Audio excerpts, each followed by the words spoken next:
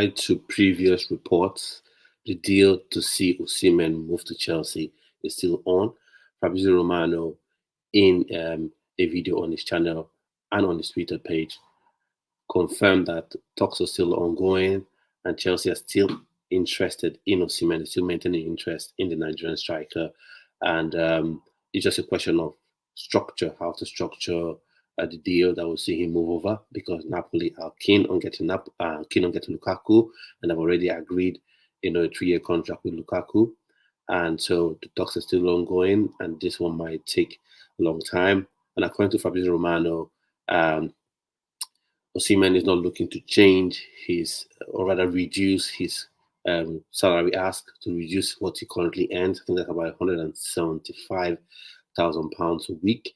And so for me, I think that shouldn't be a problem. I know there's this talk about new wage structure, maintain the wage structure, but you have someone with £315,000 on your books at the moment.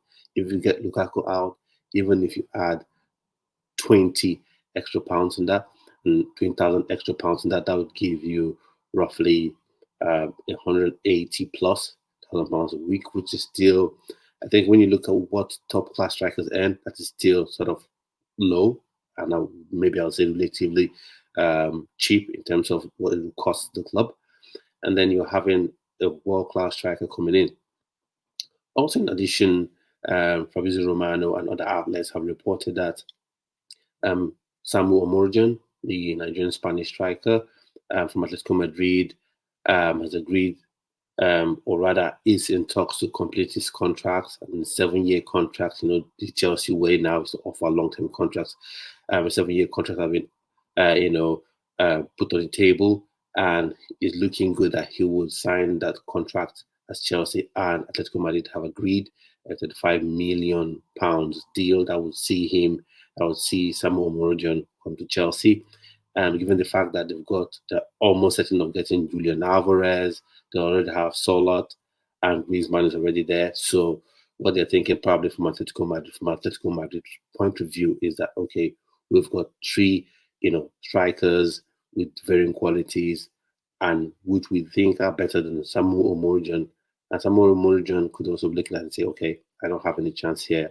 Now I'm open to leaving, because previously Atletico Madrid were a bit reluctant to let him go, and he was quite happy, with the Spanish club. But now all things seem set for him to move to Chelsea. I think the medicals have been booked, according to reports that I've heard and I've also read on various outlets and platforms as well. So let's see how that goes. Now I'll give my thoughts and opinions on both lot of transfer links on both players. Now, for me, the only thing that makes me excited about Omorodion is if we get a Victor Osimhen as well. That's the only thing, because Samu Omorodion is raw, unrefined, still learning his trade, still trying to get a grip with how to use his body and being clinical in front of goal and play, in high pressure situations. But you have Osimhen, who has been there, done that, and won the T-shirt. And I keep saying this: he carried Napoleon on his back, literally, to win the Scudetto, their first Scudetto in 3 decades. So for me, the only thing that makes me excited about Samu Omorodion deal is if we're getting Victor Osimhen as well. And now people might say, "Oh, that not be too much? Would that not be overkill?" For me, if you have a look at Man City prior to losing, or prior to Julian Alvarez leaving, because now it seems so likely that he's gone. They had Julian Alvarez, a top level striker. You had Erling Haaland, a top level striker, one of the, I would say, top 2 strikers in the world, in your team. So you need to have that, because we're playing lots of games. You're playing the Conference League, you're playing the Premier League, of course, in the 2 domestic cup competitions, and then you have the World Club Cup as in a larger format than it used to be previously. So you have game time that will go around for these players. And Nicolas Jackson, we all know that he's best playing as a second striker or as a winger or support striker. And of all of them, you have Victor Osimhen that has that experience. You want someone where You can have both of them, as Nicholas Jackson and Samu Omorodion, learning off of, learn how to use their bodies in play, learn how to finish. Because sometimes a coach can say all he can say, but young players will learn from more experienced players on the team. And also, Osimhen is more of a brand as well. That's the list. That's not so important, but it's also there. And in future, say 2, 3 seasons from now, Osimhen could be what 150, 160 million pounds, and clubs like Madrid could come in for him, and you have a big payday. If that doesn't happen, he still gives you 20, 25 goals a season, guaranteed. With the amount of chances Chelsea creates, Victor Osimhen would give you 20, 25 goals a season, and his mentality is just A plus. So those are my thoughts on this. I want to know what you think about this move as well. Do you think Osimhen's deal is still on? Are you even open to Victor Osimhen coming? What do you think about Omorodion? Are you shaking your head and saying another inexperienced youngster again? Though it's a massive unit, about 6'3" or 6'4" thereabout. He's big. It's a big unit, but you need to learn how to use your body. You need to get that experience. You know, I need to learn off someone, and who better to learn off than Victor Osimhen?